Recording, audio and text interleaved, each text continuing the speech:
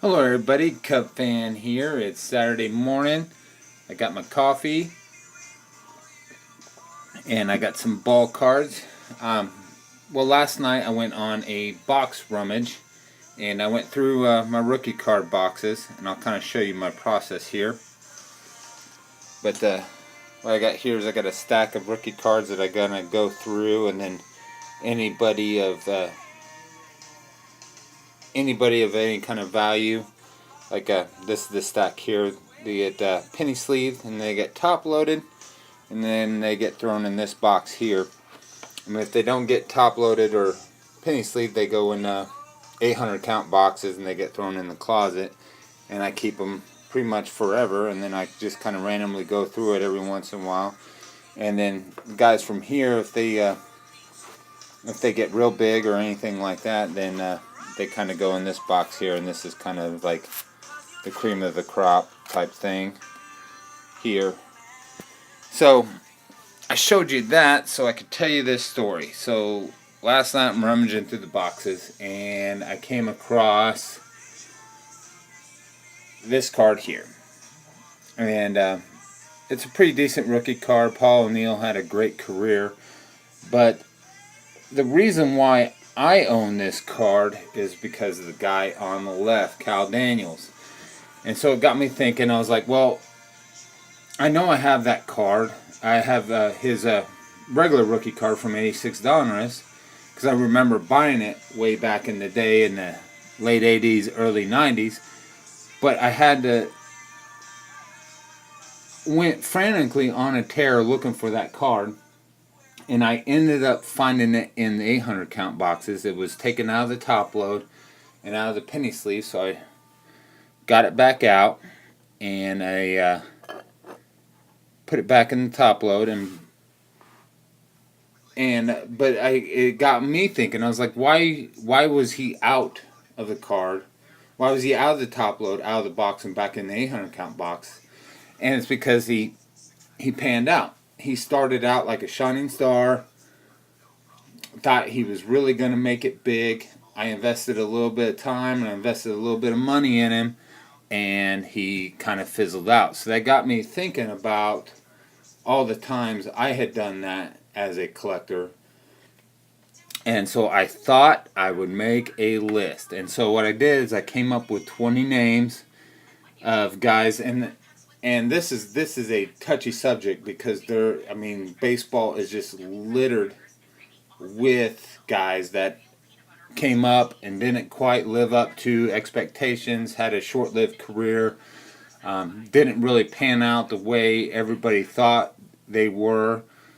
So I made up some criteria for myself. Now, these are guys that I personally invested in money and time into because I thought they were going to be something. And so with that being said, this list is also very Chicago Cub, St. Louis Cardinal, and National League Central heavy, just for the simple fact that that's what I watch and that's what I pay attention to. And also through the early 2000s, I was heavy into shows, so it was a lot of prospecting that, like, possible guy that might actually hit it well, and I'm buying into the guy at 50 cents a card, and I'm buying piles of him, and then he just never seemed to pan out.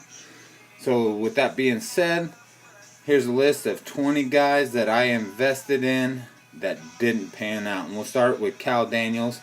Now, he started out all right. Never made an all-star game or anything like that. But, I mean, he put together like a couple good years, and then he just disappeared off the face of the planet. And I invested pretty heavily in him because growing up in the late 80s, early 90s, I mean, everybody had Ken Griffey Jr., everybody had Juan Gonzalez, everybody had John Olerud, everybody had Tom Glavine, everybody had Ron Gant, but nobody had Cal Daniels. And I kind of tried to pride myself on having the rookie cards of the guys that not everybody had or knew of. So a little bit of prospecting on my behalf, but that guy just didn't pan out for me. So the next guy on my list is actually Angel Baroa. Now this guy, he came out, won Rookie of the Year. Let me grab my paper here, my cheat sheet. He was Rookie of the Year in 2003. Had a great season, and then just nothing, gone. The next guy, Ryan Freel, drafted by the Cubs, first round pick, and he never put it all together. I mean, he had a string of a couple years that he seemed like he was going to get it all together, but I don't know what actually happened to him, if it was injuries or whatnot. But he played for the Reds in the National League Central, so I got to watch him play, and I really liked his hustle. His fielding ability, but he just definitely never lived up to the hype. For me, anyway. Now, this next guy, everybody knows about him, but Jerome Walton, 1989 Rookie of the Year. Never figured it out after that, and as a diehard Cubs fan, yeah, I have a lot of money invested in him. And sticking with the Cubs, and like I said, this list is going to be very Cub heavy. We have Corey Patterson. Now, I'm kind of in between on him because I've made a lot of money off of him, and I've also spent a lot of money on him. But I bought in on him fairly cheap, so I kind of broke even. But this is a guy that I had a lot of hope for. He did have one decent season where he hit like 23 or 24 home runs, but then he ended up breaking something. Was never the same after that. Got traded, kind of bounced around after that, and never quite panned out. And then this next guy, we all know him, but Mark Prior, we pretty much all know what happened to him. He was going to be a star. I mean, he really was, and he had flashes of it in 2003 when he went like 18-8. But we did the same thing to him that we did to Kerry Wood. We used him too much in the beginning and wore him out, and he got dead arm and was never the same. This next guy, and I'm sorry I don't have him labeled, but trust me here, there's 20 guys here. This next guy was 98 Rookie of the Year.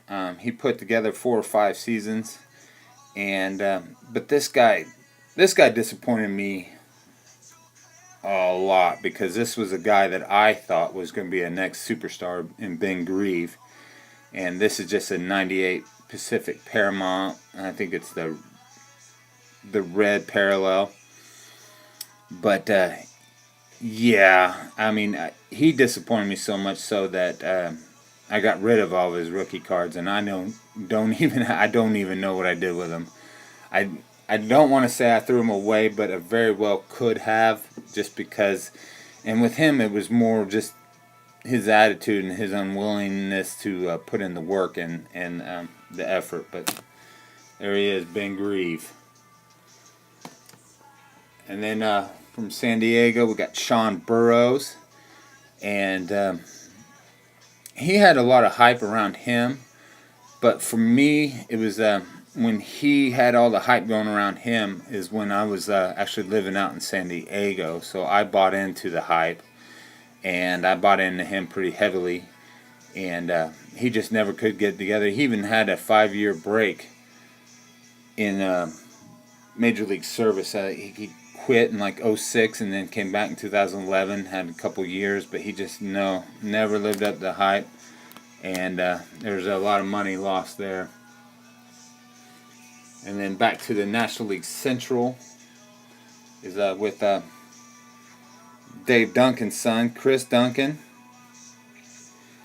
And yeah, I mean, he had 2 years where he hit 20 or more home runs, but being the National League Central, me being in the Midwest, this being right around the time I did shows, I mean, I sold a lot of him, but I bought a lot of him. As you can see, I got the Bowman Gold Rookie from, I think that's 06, when the rookie card, what is that called? The rookie card logo changed, and then we have the '03 Bowman rookie card as well too. But yeah, he just never quite, and I don't know what happened to him, but you know, if he if he put it all together, he wouldn't be on this list. Now this guy, a lot of you might not remember him, but this is Bud Smith, and I think this is a 2001 Sweet Spot. But he came up about the same time Albert Pujols did, and he just basically put it together for one season. Pitched a little bit in '02, but you know, no more than 2 or 3 games, and then I don't know if he got injured or what, but he actually threw a no-hitter in 2001, and his cards went through the roof. He even shares a rookie card with Albert Pujols in 2001. So there's Bud Smith. Now we're going out to New York. Ike Davis. Yeah, just again, I mean, he had a lot of hype around him, had a lot of upside, but he just never, once again, never put it all together. But this is a guy I had a lot of hope for. I just thought he was going to be something, but never quite panned out for him. And here's another guy I bought into a lot, and I really couldn't tell you why, but Todd Wellmeyer. Came up with Chicago in '03 and '04. He had some flashes, but being in Central Illinois, I paid attention to this guy a lot. He ended up going to St. Louis in like 2008 and went like 13-9, but he was never. That was the only year he was ever in double digits in wins, and that was the only year that his ERA dipped below 4. So, with that being said, we all know what happened to him. Now this guy's still playing. Darwin Barney.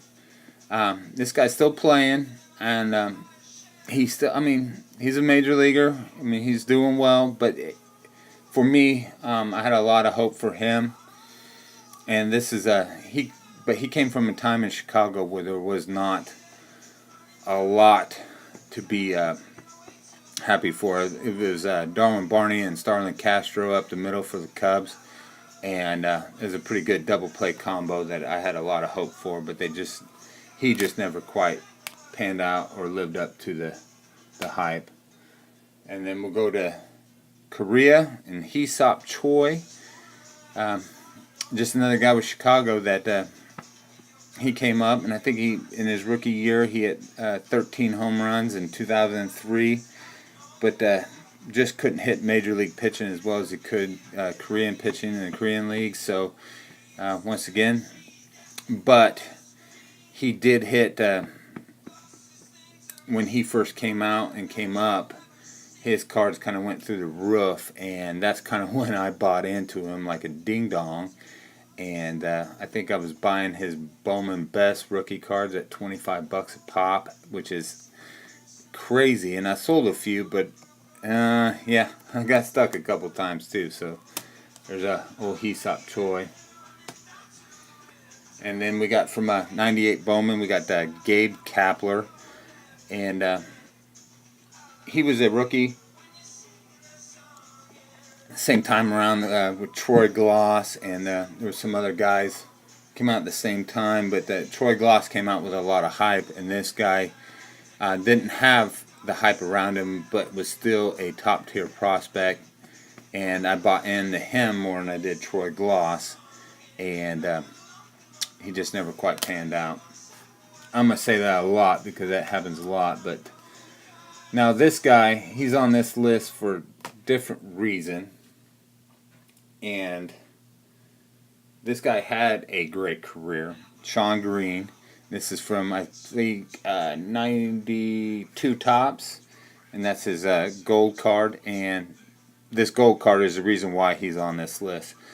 But this was my mistake. This guy, I mean, he put together like a 6-7 year string where he was hitting bombs, and this guy had a lot of hype around him, and he was really, really good for a long period of time. But the reason why he's on my list is because I bought into him too late, and I think I was buying the Topps Golds from anywhere from 15 to 20 bucks a piece, and I still have some. Here's his upper deck, and I just kind of I got burnt with him because he just never the collecting hype was never around him like it should have been, and I got bought in the wrong time, so it ended up backfiring on me. Now this next guy is, I should have saw the writing on the wall with him, but I bought into the hype just like everybody else did. But Kosuke Fukudome, shout out to Zombie Collector. I know you like the Japanese players, but I might end up sending you some of these. But yeah, it's just these are all Fukudome rookies, and I bought into him pretty heavy. And he never quite panned out, never quite had the career in Chicago. Even flirted around the Mendoza line a little bit. But there's Kosuke. He was a decent Japanese player, just couldn't hit big league pitching. And next guy, it's Alex Gonzalez. Played shortstop for us, and he actually had a pretty decent career. I think he's only like a 230 or 240 career hitter, but he was a shortstop with some power. But he was on that infamous 2003 Chicago Cubs team that almost went to the series, and he was actually the one that blew the game for us. It wasn't Steve Bartman, it was Alex Gonzalez, because he let a double play ground ball right up the middle go right in between the wickets, a la Bill Buckner, and that's where things were starting to snowball at that point. But that's when it just floodgates open, and the Marlins just kind of whooped up on us. But there's Alex Gonzalez. That's his 93 Bowman foil, and then I have his 93 SP as well too. And I have his SP, but apparently I invested in the wrong shortstop. So there's that. That's where that story went. And then two more guys here. But back to the National League Central, Bo Hart for the St. Louis Cardinals. And he came up in 03. The Cardinals were a pretty decent team, and they took some pretty heavy injuries, and this guy got called up. Played second base, but he got called up when he was like 27 years old. And he seemed to do pretty well. Hit like 270. He was a real spark for him. But then, of course, I invested in him. And he just never played after that. I mean, he played a little bit in 04, but no more than 40 games. And then back to the minor leagues he went, and no more major league service for him. And my last investment gone wrong, and this is a really big one for me, was Giovanni Soto. There's two of his rookie cards here. And I'm not showing them all because I'm kind of embarrassed about how many stacks I have of him. But yeah, we all know what happened with him. 2008 Rookie of the Year, and he's still playing, but that was by far his best season. He's never even had a season even close to that. And Chicago traded him away, which is fine because we have plenty of catchers now in the pipeline that I'm very happy with. But yep, there he is, Giovanni Soto. So there's my list. Video kind of ran long, but 20 minutes, 20 guys. Just kind of wanted to share some of my past collecting blunders, and I'd be curious to hear of who your collecting blunders are. So leave me a comment, and we can discuss it. Thanks for watching, guys.